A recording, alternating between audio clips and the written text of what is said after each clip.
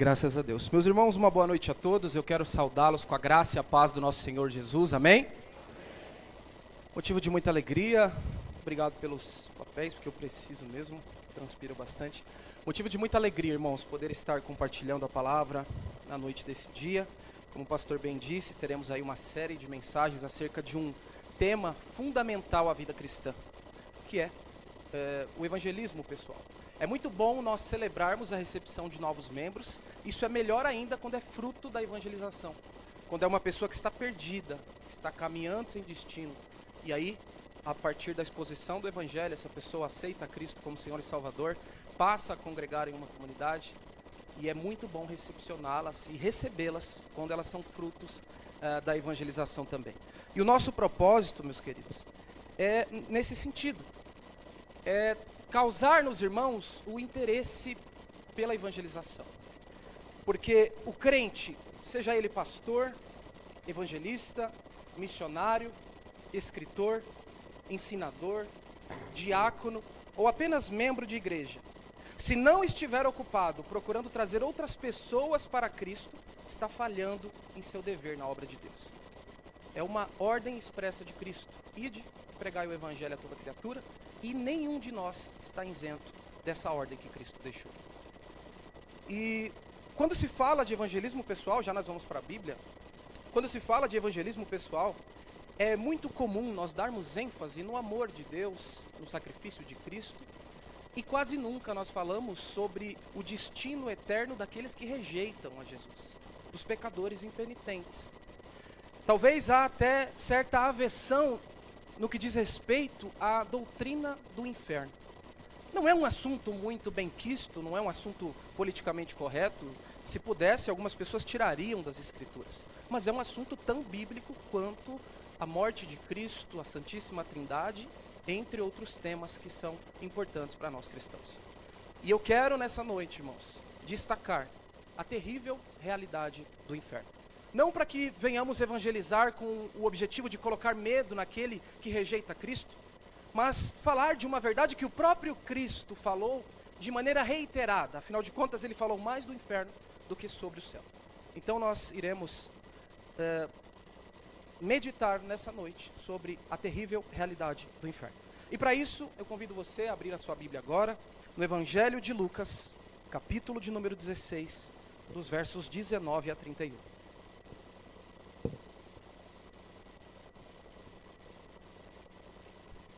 Evangelho de Lucas, capítulo de número 16, dos versos 19 a 31.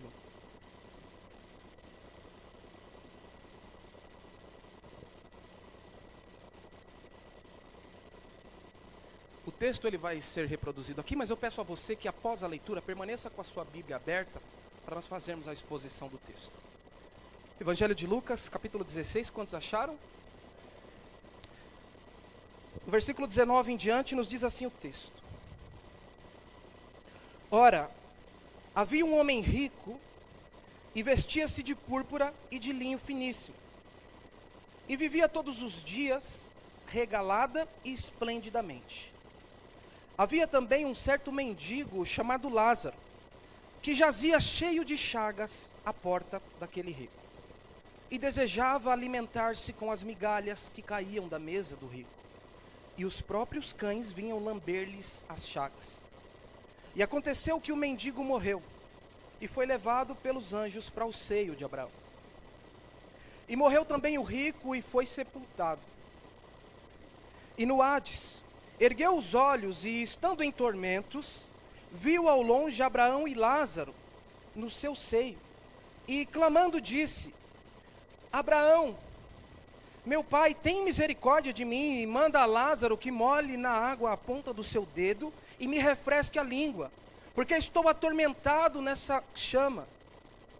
Disse, porém, Abraão: Filho, lembra-te de que recebeste os teus bens em tua vida e Lázaro somente males. E agora esse é consolado e tu atormentado. Verso 26. E além disso, está posto um grande abismo entre nós e vós, de sorte que os que quisessem passar daqui para vós, não poderiam, nem tampouco os que de lá quiserem passar para cá. E disse ele: rogo-te, pois, ó pai Abraão, que mandes a casa de meu pai, pois tenho 5 irmãos, para que ele dê testemunho a eles, a fim de que não venham também para esse lugar de tormento. Disse-lhe Abraão: eles têm Moisés e os profetas, ouçam-nos. E disse ele: não, Abraão, mas se algum dos mortos fosse ter com eles, arrepender-se-iam. Porém, Abraão lhe disse: se não ouvem a Moisés e os profetas, tampouco acreditarão, ainda que algum dos mortos ressuscite. Louvado seja Deus. Querido Deus, bendito Pai, Senhor, nós lemos essa pequena porção da Tua Palavra e pedimos ao Teu Espírito que possa ministrar ao nosso coração. Que o Senhor leve toda a mente e coração cativos, Senhor, e presos agora, e a atenção redobrada ao texto que será exposto, pois trata-se, Senhor, de uma realidade terrível, a qual nós, os que estamos no Senhor, fomos livrados, e nós Te louvamos por isso. Mas é uma realidade que atormenta aqueles que rejeitam o Senhor e que estão caminhando para a perdição, Pai. Nos dá graça na exposição do texto, nos dá graça na compreensão do mesmo, que possamos sair daqui transformados por Tua Palavra. Enquanto ela está sendo ministrada, que o Teu Espírito possa passear pela igreja, curando, restaurando, salvando, libertando. Há liberdade para isso no meio da Tua igreja, Senhor.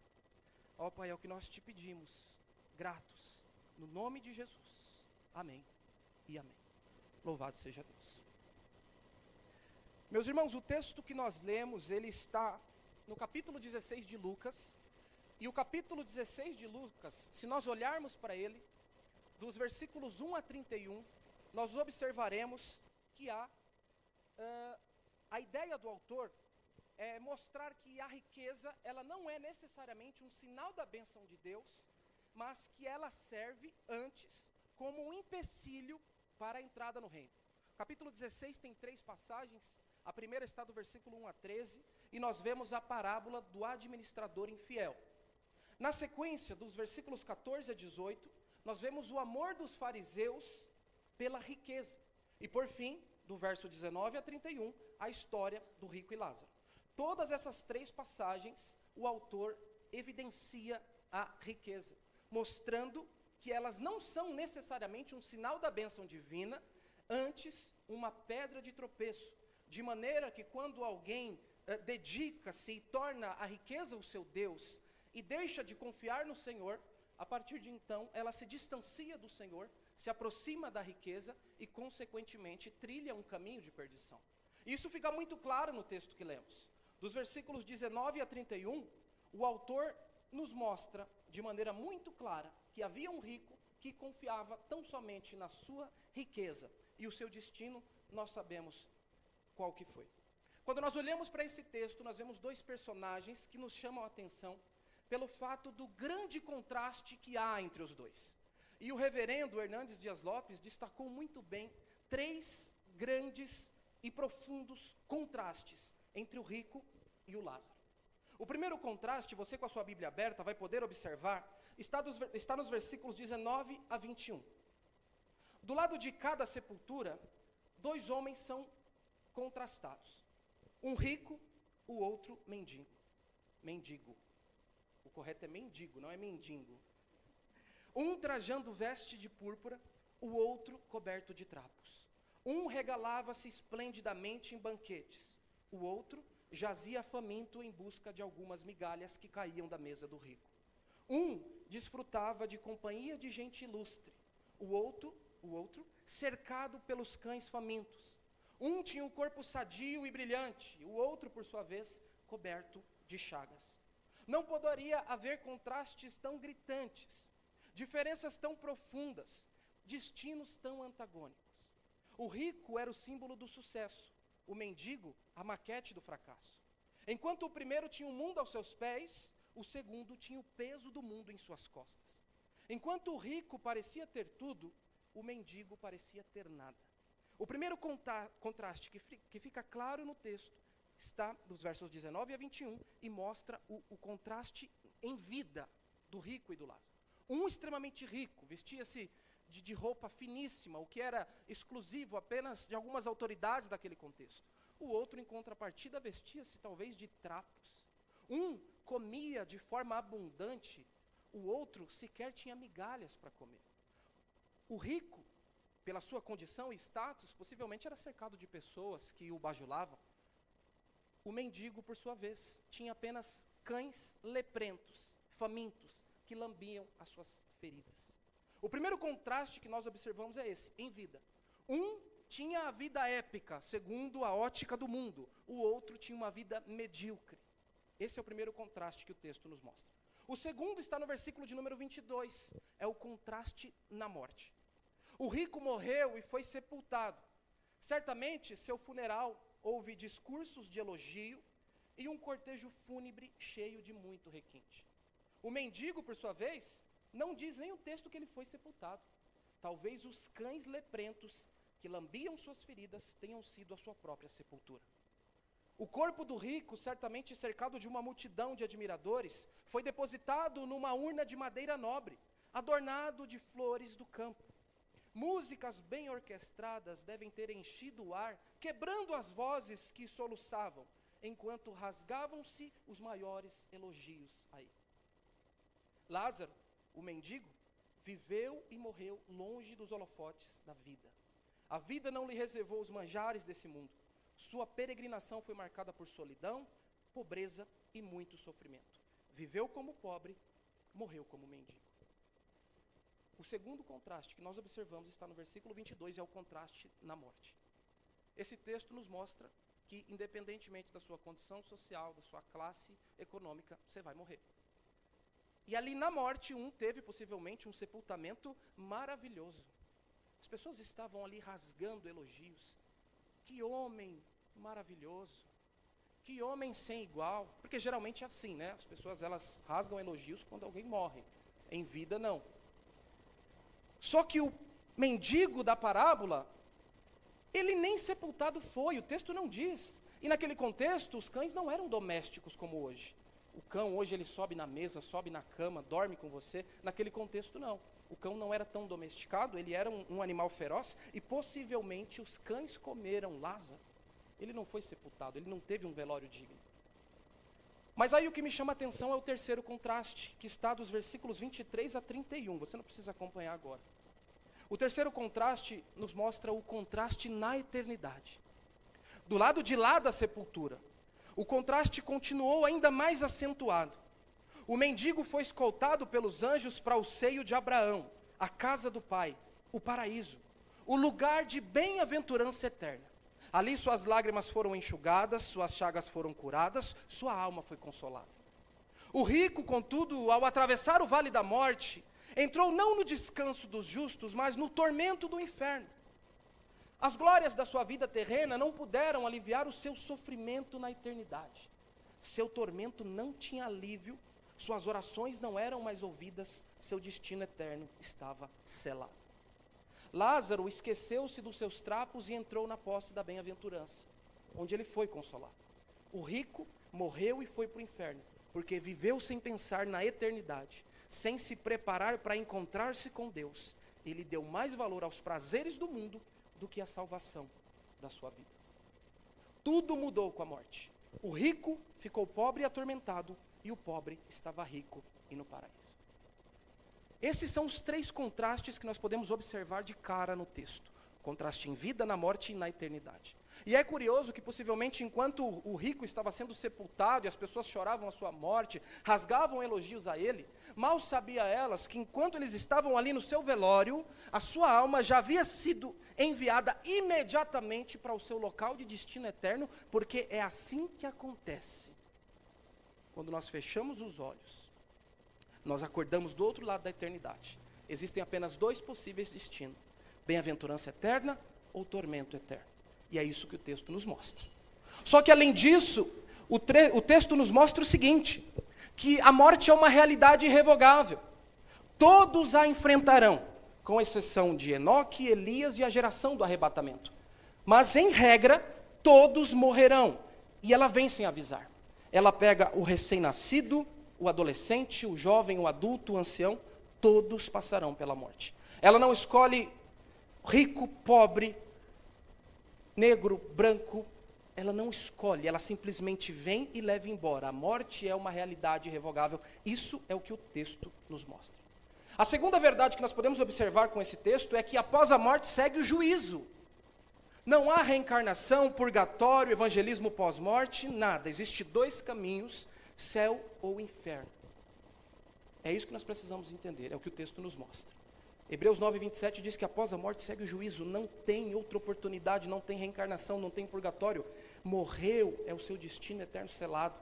Se de repente você se deparar com um acidente, com vítima fatal, tenha ciência de que o que está ali é apenas o corpo físico. A alma, ela saiu do corpo e ela foi direcionada para o seu destino eterno. Ou bem-aventurança ou tormento. A terceira verdade que o texto nos mostra é que após a morte há comunhão consciente e de igual modo há tormento consciente. Alguns cristãos acreditam que depois da morte nós vamos dormir, mas não é verdade.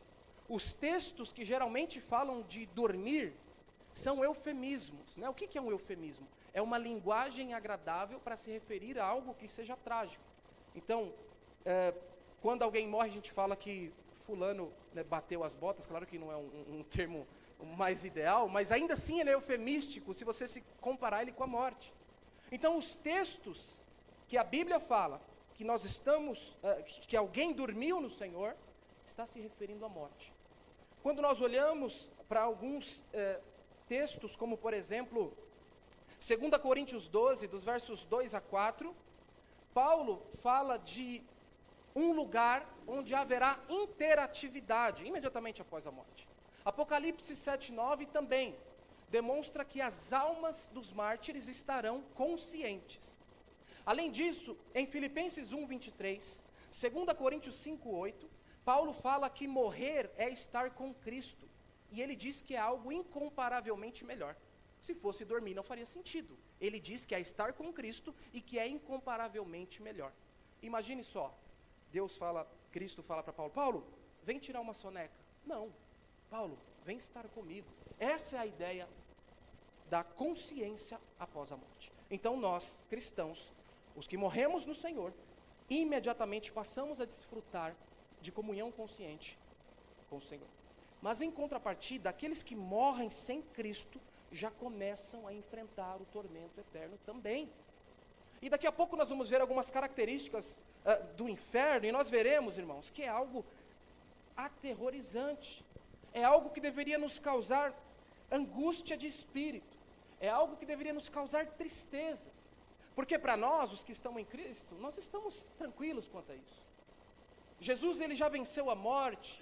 Jesus, ele venceu a condenação que estava pairando sobre nós. Nós não enfrentaremos isso. Mas existem pessoas, entre os nossos familiares, colegas de trabalho, pessoas da vizinhança que nós moramos, entre tantas outras pessoas que nós cruzamos todos os dias, que se morrerem sem Cristo, padecerão por toda a eternidade. Então nós precisamos considerar isso. O inferno existe e ele fica no final de uma vida sem Cristo.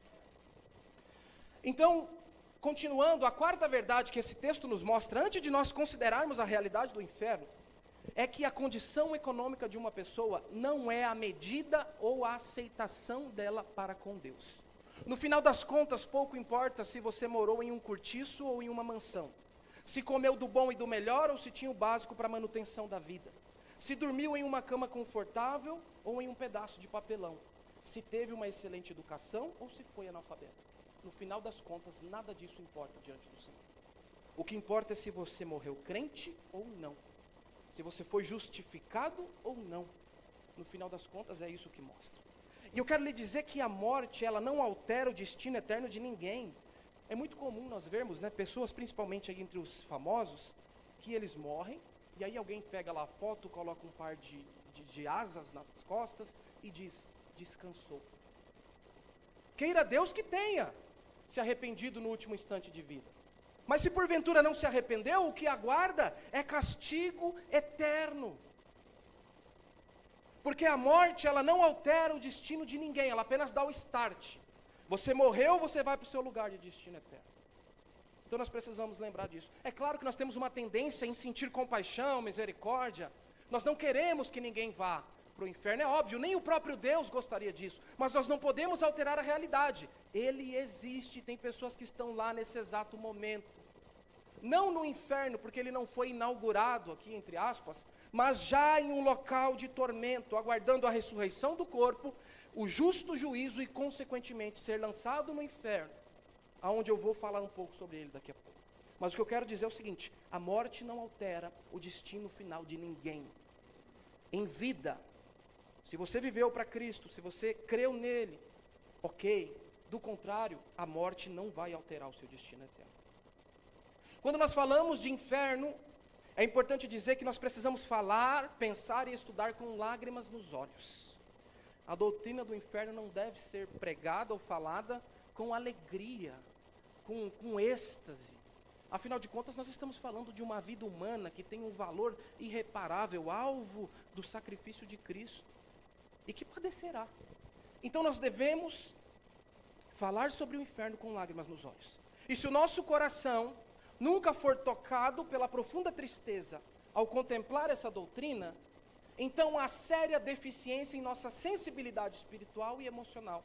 Por que eu digo isso? Porque em Romanos 9:2, quando Paulo pensa na perdição dos seus compatriotas judeus, ele diz: tenho grande tristeza e incessante dor no coração. Isso inclusive é coerente com o que Deus diz sobre sua própria tristeza pela morte do ímpio. Em Ezequiel 33:11 ele diz assim: tão certo eu vivo, diz o Senhor, não tenho prazer na morte do perverso, mas sim em que o perverso se converta do seu caminho e viva. É o que o próprio Deus diz. Jesus Cristo, de maneira semelhante, em Mateus 23:37, ele demonstra a sua agonia quando ele clama: Jerusalém, Jerusalém, que mata os profetas e apedreja os que foram enviados. Aí ele diz assim: quantas vezes eu quis reunir os teus filhos, como a galinha junta os seus pintinhos debaixo das asas, mas vocês não quiseram. Paulo, Cristo, o próprio Deus, eles evidenciam tristeza, pesar, pela condição de perdido que o pecador impenitente se encontra. E nós, de igual maneira, também devemos nos comportar assim. E a razão pela qual é tão difícil para nós pensar na doutrina do inferno, é porque Deus pôs em nosso coração uma porção de seu amor pelas pessoas criadas à sua imagem. O mesmo amor que Ele tem pelos pecadores que se rebelaram contra Ele. Então, enquanto nós permanecemos nessa vida, e enquanto vemos e pensamos sobre os outros que precisam ouvir o Evangelho e aceitar a Jesus para receber a salvação, pensar no castigo eterno deve causar-nos grande sofrimento e angústia de espírito. Conta-nos a história que John Knox, certa vez, ele estava orando em seu quarto, e a sua esposa chega, bate na porta e diz: John, a comida está posta à mesa. Ele olha para ela e diz: como eu posso comer tranquilo enquanto meus compatriotas estão se perdendo? Ele é o célebre autor da frase: dá-me almas ou então eu morrerei. Esse é o comportamento de alguém que partilha desse mesmo sentimento que Paulo, Jesus e Deus, no que diz respeito à perdição dos incrédulos, irmãos. Nós precisamos nos compadecer. Entretanto, nós não podemos ter repulsa ou odiar a doutrina do inferno. Por quê? Porque foi o próprio Deus que a estabeleceu. E se Deus, em sua sabedoria, decidiu que assim fosse, é porque é bom. Ainda que nós não entendamos, é bom. De alguma forma traz glória para o Senhor. Justamente porque o inferno, ele é uma reivindicação necessária da justiça de Deus. Nós precisamos nos lembrar que Deus é justo e Deus é santo. E porque Deus é santo e justo, é necessário que o inferno exista. Para que você entenda, eu quero fazer uma analogia. Imagina só uma família composta por 3 pessoas. Um pai, uma mãe e uma criança. Uma menina dócil, 5 anos de idade. Eles tiveram muita dificuldade para que essa criança nascesse. Mas ainda assim, ela nasceu, está crescendo, uma criança amável. Quando o pai chega do trabalho, ela vai na sua direção, o abraça, cobre ele de beijos, é dócil com todo mundo, uma menina extremamente amável. Um belo dia, aquele casal, juntamente com sua filha, estão em um parque, quando de repente um maníaco aparece, e por um momento de descuido, ele acaba raptando aquela criança, e aí na sequência, ele a assassina com requintes de crueldade. Esse maníaco é preso e levado a juízo. No dia do julgamento desse maníaco, o juiz olha para ele, com todas as provas de que de fato ele havia sido aquele que havia esquartejado a criança, com todas as possibilidades de dar a ele uma sentença de juízo, pega e diz o seguinte: eu vou te absolver, eu não vou te prender não. Eu acredito que nesse instante, qualquer um de nós seria tomado, talvez por raiva, no mínimo por um senso de injustiça que havia sido feito por parte do juiz. Por quê? Porque aquele cara deveria ser preso. Nós ficaríamos indignados com isso. Por quê? Porque Deus comunicou a nós um dos seus atributos chamado justiça. Se nós temos hoje a capacidade de nos sentir indignados diante de uma situação de injustiça, é porque o próprio Deus comunicou a nós esse atributo. Agora pensa, eu e você, pecadores, falhos e errantes, ficamos indignados diante de um ato de injustiça. Imagina o próprio Deus, que é a justiça por excelência.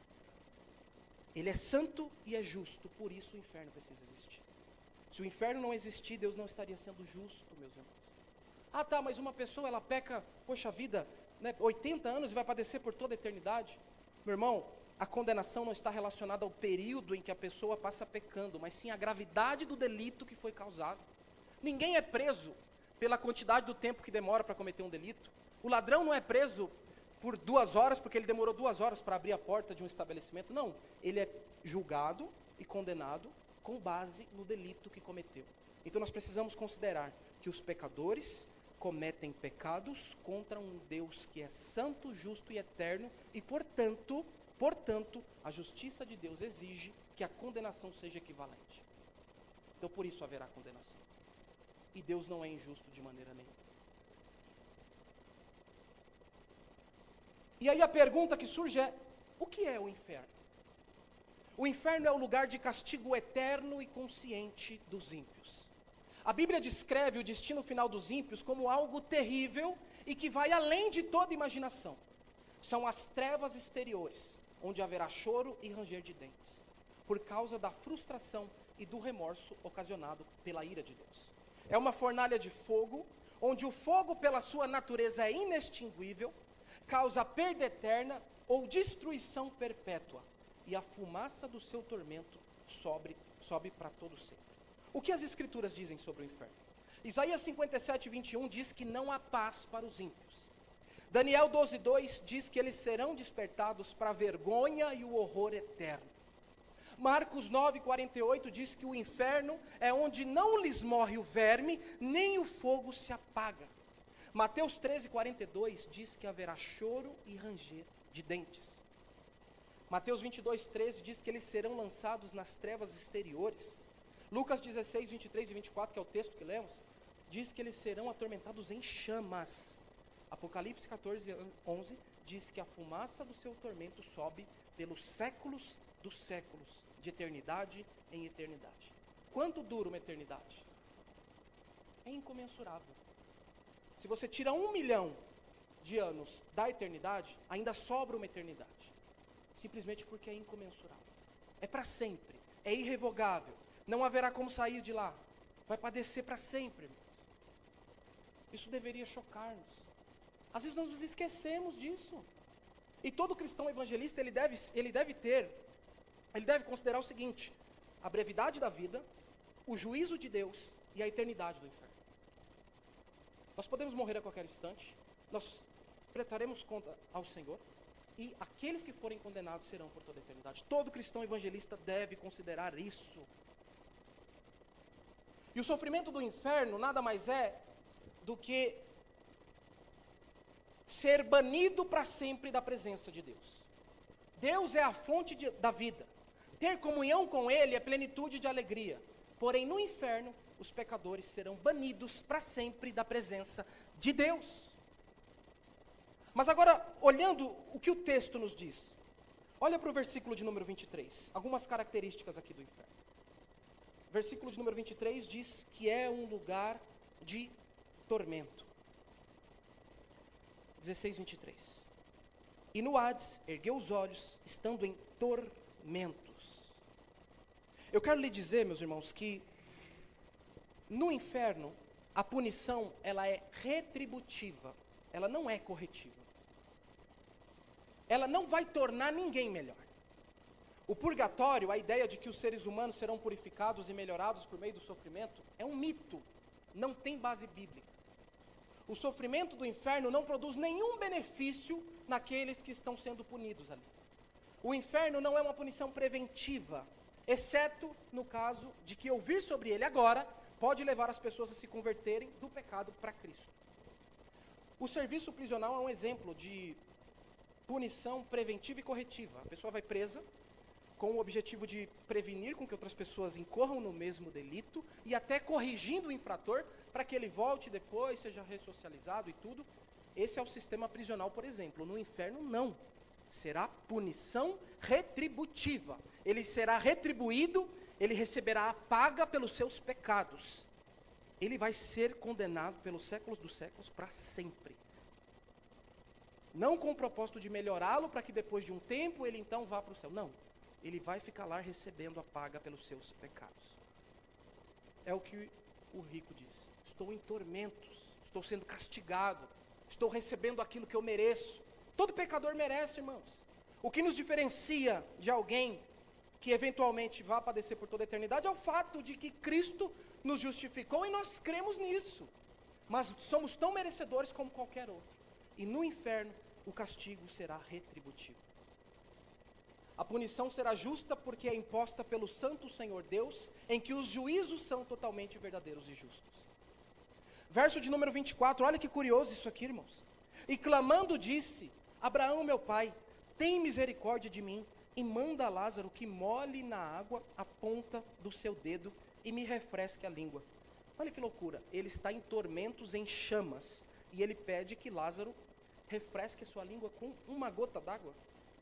Na verdade, o que está acontecendo aqui é o seguinte: a ideia do texto é: nem o mínimo consolo será dado. Nem o mínimo consolo será dado. Nem uma gota d'água será dada para refrescar. Até porque uma gota d'água não refrescaria alguém que está em chamas e tormento. Quem já teve dor de dente aqui? Dói, né? As mulheres, dor de parto, né? A dor de parto das mulheres é semelhante a uma dor de cabeça nos homens. Não é, pastor? Meu, é algo... Brincadeira, gente. Dor de dente, dor de parto, são dores, dor de ouvido, são dores terríveis. Imagina essa dor potencializada a 1000 e para sempre. Talvez seja 1% do que vai ser o inferno. O bom é que a dor de dente ela passa. A dor de ouvido também. A dor do parto é na hora e depois você se alegra, acabou de nascer seu filho. No inferno, não. É tormento por toda a eternidade e não haverá o mínimo de consolo. É o que o texto nos diz. E o que me choca, versículo de número 25, é que haverá lembranças no inferno. Versículo de número 25, ele disse, filho, lembra-te. Lembra-te. O inferno, no inferno, certamente, as pessoas lembrarão também das oportunidades em que tiveram e as vezes em que rejeitaram o convite para a salvação. Assim como nós lembraremos da nossa vida aqui, senão não faria sentido, imagine, você, poxa vida, chega lá na eternidade, o que eu estou fazendo aqui? Não, você vai lembrar da vida que você teve, né, do tão difícil que foi perseverar na caminhada cristã, e ainda assim o Senhor nos deu graça para isso, nós lembraremos. Né? Mas de igual modo, os que estiverem padecendo também celebrarão. Poxa vida, aquele evangelista chato que me enchia o saco no trabalho, eu poderia ter aceitado. Aquele sermão que eu ouvi e continuei com meu coração endurecido, eu poderia ter aceitado. 1 segundo no inferno foi o suficiente para que aquele rico tornasse-se um missionário, ou pelo menos tivesse um espírito missionário, porque ele manda ir falar com os seus familiares, para que eles não viessem para aquele lugar, tamanho tormento que ele estava enfrentando. E 1 segundo na eternidade fez com que Lázaro se esquecesse da vida sofrível que ele teve. Porque o que nós enfrentamos hoje não está para se comparar com o peso da glória que há que ser revelada sobre nós, meus irmãos. Então, a leve e momentânea tribulação os sofrimentos e tantas outras coisas que nós enfrentamos, um dia passará. E com um segundo do outro lado da eternidade, nós nos esqueceremos, pelo menos dos sofrimentos, ou pelo menos não fará mais dano algum em nós, porque nós estaremos com o Senhor, que é fonte de alegria. Mas o mesmo não pode ser dito com aqueles que se regalam em banquetes e que têm vida épica e que fazem e acontece, mas que rejeitam a Cristo. Toda a sua riqueza, tudo que você ajuntou, não valerá de nada. Nada. Nada. É o que o texto nos mostra. Lembra-te, haverá lembranças. Louvado seja Deus, porque nós nos lembraremos da vida em que tivemos e do Cristo que nós servimos. Mas o mesmo não pode ser dito com relação àqueles que rejeitaram ao Senhor. Além disso, irmãos, versículo de número 26, o texto nos mostra que é um lugar onde não se pode sair, é uma prisão perpétua. Além disso, está posto um grande abismo entre nós e vós, de sorte que os que quiserem passar daqui para cá, não podem, nem tampouco os de lá passar para cá, né? Você entendeu? Eu acho que eu fiz aqui uma confusão de palavras, mas a ideia é essa: ninguém pode sair do seu local de destino.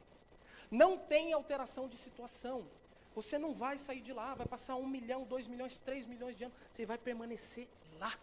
Imagine, irmãos, aqueles que viveram nos primórdios da criação, que já estão desfrutando de tormento, não é verdade? E padecerá por toda a eternidade, porque são pecadores impenitentes que rejeitam a graça que é ofertada. Mas isso se dá também pelo fato de que muitas vezes nós somos omissos, e nós confundimos a grande comissão com grande omissão, e perdemos diversas oportunidades de no mínimo, dar um folheto e tentar explicar o que está escrito ali. Então, de alguma forma, nós acabamos contribuindo para que algumas pessoas acabem se perdendo, essa que é a verdade. Charles Spurgeon disse: você pode até ir para o inferno, mas primeiro você vai passar por cima do meu cadáver. Ele estava dizendo o seguinte: eu vou ser valente no evangelismo, eu vou fazer de tudo para que você não pereça, eu vou ser chato muitas vezes, é porque eu me preocupo com a sua eternidade. Então, quando você está insistindo, pregando para o seu familiar, para o seu amigo, não é porque você é chato, é porque você entende que o inferno existe e que se a pessoa não se converter, ela vai padecer lá por toda a eternidade. E a quinta verdade que o texto nos mostra está no versículo de número 29. Ele diz assim: eles têm Moisés e os profetas, ouçam-nos. O que o pai Abraão do texto está dizendo ao rico é o seguinte: ainda que eu ressuscitasse alguém dos mortos e fosse pregar o evangelho, eles não ouviriam. Eles têm Moisés e os profetas, eles têm Bíblia. A ideia é a seguinte: o inferno existe, ele é justo, ele é eterno, as pessoas padecerão conscientemente, mas ainda assim, Deus preparou uma forma para fazer com que essas pessoas tenham alguma maneira de reverter esse quadro de perdição, a saber, Bíblia e os evangelistas. Ele está dizendo assim: olha, eles têm Moisés e os profetas, eu deixei pessoas com a incumbência de anunciar a eles as boas novas, e aqui é onde cabe a nós, o nosso papel, enquanto cristãos evangelistas. Como eu disse no início da mensagem, ninguém está isento da responsabilidade de pregar o evangelho. E em Ezequiel ele diz que vai requerer de nossas mãos o sangue daqueles que se perderam por conta da nossa omissão, meus irmãos. Trata-se de uma ordem expressa de Cristo, não é uma sugestão branda. Ele não está falando: olha, se vocês quiserem evangelizem. Não, é uma ordem, está no imperativo. E descumprir uma ordem de Cristo é pecar. Então todo crente deve estar envolvido com a evangelização. Todo crente ou é um impostor ou é um missionário. Nós precisamos estar envolvidos com a evangelização, pois existe o inferno, irmãos, e é uma realidade. É triste que enquanto nós estamos aqui cultuando ao Senhor, existem pessoas que já estão padecendo, e elas não vão sair de lá nunca mais. Isso deveria nos chocar. Quantos familiares nossos, também, talvez tenham passado por isso? Não é querendo ser apelativo, mas é verdade. E a ideia é nos tirar da zona de conforto e nos levar para pregar o evangelho. porque isso aqui vai acontecer crendo você ou não, querendo você ou não, é a palavra de Deus. Muitas vezes nós queremos nos beneficiar daquilo que é bom e queremos rejeitar aquilo que não é tão gostoso, né? Como um café com creme, né? Você quer o creme, mas a parte amarga você não quer. Não pode, irmão. Tem que abraçar o pacote inteiro. O inferno existe. Ele é real. Tem pessoas que estão indo para lá. Mas o Senhor nos colocou como aqueles que irão alertá-los acerca do perigo iminente que eles estão correndo. E eu costumo dizer que o crente que não evangeliza é como um salva-vidas que se depara com uma pessoa em condição de afogamento e não faz nada. Imagina, você está lá no litoral, na praia, e aí tem uma criança se afogando, e o salva-vidas de braço cruzado. Ela indo cada vez mais profundo e ele não fazendo nada, só olhando. Ele é quem está devidamente preparado, ele foi treinado para isso, ele sabe como fazer, mas não faz. Está de braços cruzados olhando. O crente que não evangeliza é como um salva-vidas que se depara com alguém em condição de afogamento e não faz nada. Só que o que eu quero dizer é o seguinte, irmãos, não basta querer, não basta ir, é importante ir devidamente preparado. E querendo Deus, depois dessa série de mensagens, nós abriremos aí uma sala de preparo para aqueles que quiserem se preparar para o evangelismo. Porque tem pessoas que realmente falam, poxa, eu até tenho desejo, eu até quero, mas eu não sei iniciar um diálogo evangelístico, eu não sei discorrer sobre o plano da salvação, eu tenho medo de repente evangelizar sem saber um testemunho de Jeová, e ele vai me inquirir acerca de algo, eu não sei responder. Calma, nós vamos resolver isso. Se o problema for despreparo, a partir do mês que vem, se Deus der graça para nós iremos fazer uma sala de preparo para o evangelismo pessoal. Porque é fundamental, irmãos. E uma igreja atuante é uma igreja que evangeliza, que discipula, que batiza, que agrega para a sociedade que ela está inserida. E nós queremos fazer isso. Então hoje, nessa primeira mensagem da série que nós iremos aí pregar, se o Senhor permitir, eu quis falar sobre a terrível realidade do inferno. É um tema indigesto, não é muito bom de ser ouvido, mas como eu disse, ele é justo, porque Deus é justo e santo. Nós precisamos falar sobre isso porque é um assunto bíblico e é uma realidade. Se nós não fizermos nada, continuarmos de mãos atadas e omissos diante da grande comissão, nós estaremos contribuindo para que pessoas se percam por toda a eternidade. E nós não queremos isso. O nosso propósito é estar com o Senhor pelos séculos dos séculos, com o maior número de pessoas que nós pudermos. Eu não sei se você reparou, mas pelo menos no meu caso, a maioria das pessoas que estão ali no meu ciclo de amizade, do trabalho, são ímpias. E me parte o coração, irmãos. Me parte o coração de uma forma... Porque assim, realmente às vezes você olha e você fica questionando, poxa, será que esse camarada pode se converter um dia? Sim, ele pode. O apóstolo Paulo não se converteu, ele era um perseguidor, ele matava, ele se converteu. C.S. Lewis era um ateu, ele se converteu. Entre tantos outros, talvez até entre nós aqui, tem alguém com um passado bem ruim mesmo. Deus não te converteu, irmão? Por que ele não pode converter? O que nos falta é coragem, ousadia e intrepidez. Precisamos orar, Senhor, nos dá coragem para evangelizar. Porque se eu não fizer nada, essa alma vai padecer, Senhor. E eu não quero dar conta do sangue de ninguém, por omissão. Uma coisa é eu pregar e a pessoa, de maneira reiterada, rejeitar. Aí é ela com Deus. Outra coisa é ela padecer por conta da minha omissão. Aí é diferente. Então nós devemos fazer o nosso papel. Lá, quando Cristo ascendeu aos céus, antes de ascender aos céus, ele disse aos seus discípulos, vocês receberão poder e serão minhas testemunhas, em Jerusalém, Judeia, Samaria, até os confins da terra. E de lá para cá, esse bastão foi sendo passado de geração em geração. Se hoje nós somos cristãos, é porque alguém entendeu isso e foi fazendo o seu papel. Se nós quisermos que o evangelho continue sendo proclamado, nós precisamos fazer isso também.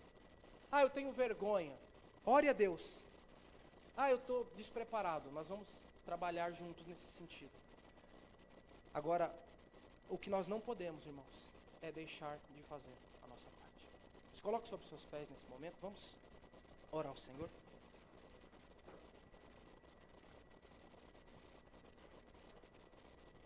Aleluia. Louvado seja Deus. Aleluia. Eleva os seus pensamentos agora em oração. Não dispersa não, irmãos. Daqui a pouco nós iremos ceiar. Nós iremos celebrar a morte substituta de Cristo. Nós iremos celebrar o fato de que nós fomos salvos da ira vindoura, do tormento eterno. Essa realidade do inferno não nos atormenta, irmãos. Mas existem muitos que precisam ser arrebanhados para o aprisco celestial de Jesus. E Ele conta com nós para isso. Senhor Deus, nós queremos Te louvar por essa palavra, Senhor. É uma palavra que geralmente nós não ouviremos muito glória, porque nós não estamos habituados e de fato é uma palavra que muitas vezes confronta-nos.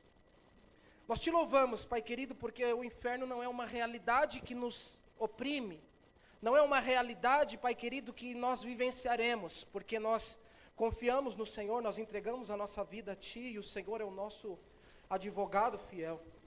No entanto, Pai querido, existe aí um número incontável de pessoas que estão nesse exato momento, Pai, enquanto nós estamos aqui Te louvando, estão se embriagando, estão usando drogas, estão caminhando de fato a passos largos para a perdição. Entre esses estão os nossos familiares, Pai. Estão aqueles amigos de infância, aqueles colegas de trabalho que são tão preciosos para nós, aquelas pessoas tão amáveis, aquelas pessoas tão generosas, mas que ainda assim, se não aceitarem a Ti, padecerão por toda a eternidade. Ah, Senhor, desperta-nos nessa noite, Pai querido. Que ainda hoje, se tivermos a oportunidade, possamos falar sobre o Senhor para alguém, Pai. Oh, aleluia.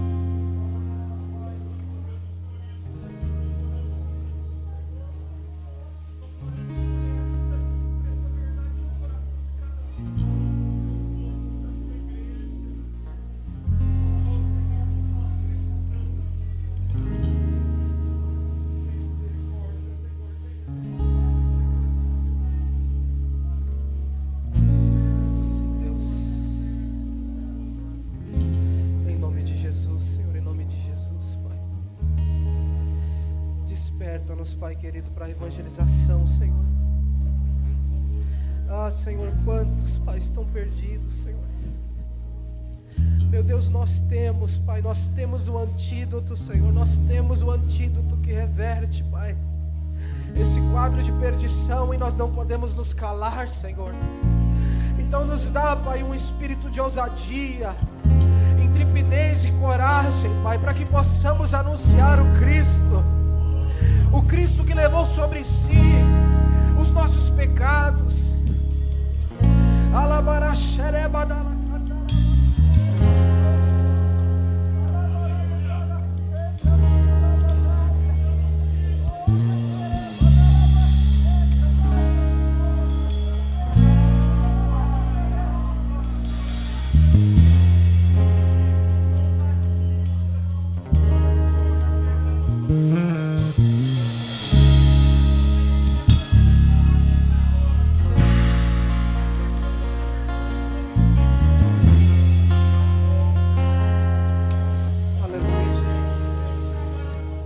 Reveste, Pai, reveste com o poder do alto nessa noite, Senhor. Reveste com o poder do alto nessa noite. Visita, Senhor, aquele que está frio, aquele que precisa de um poder do alto, Pai querido, para realizar essa obra. Porque a Tua palavra mostra em Atos dos Apóstolos, Jesus diz: ser-me-eis testemunhas quando o poder descer. E nós queremos essa capacitação que vem do alto, Pai. Ah, Senhor, visita-nos nessa noite e reveste-nos Prepara-nos, Pai querido, para o empenho dessa atividade evangelística que o Senhor confiou em nossas mãos. Em nome de Jesus, em nome de Jesus. Em nome de Jesus, renova, Pai, renova, Senhor, aleluia.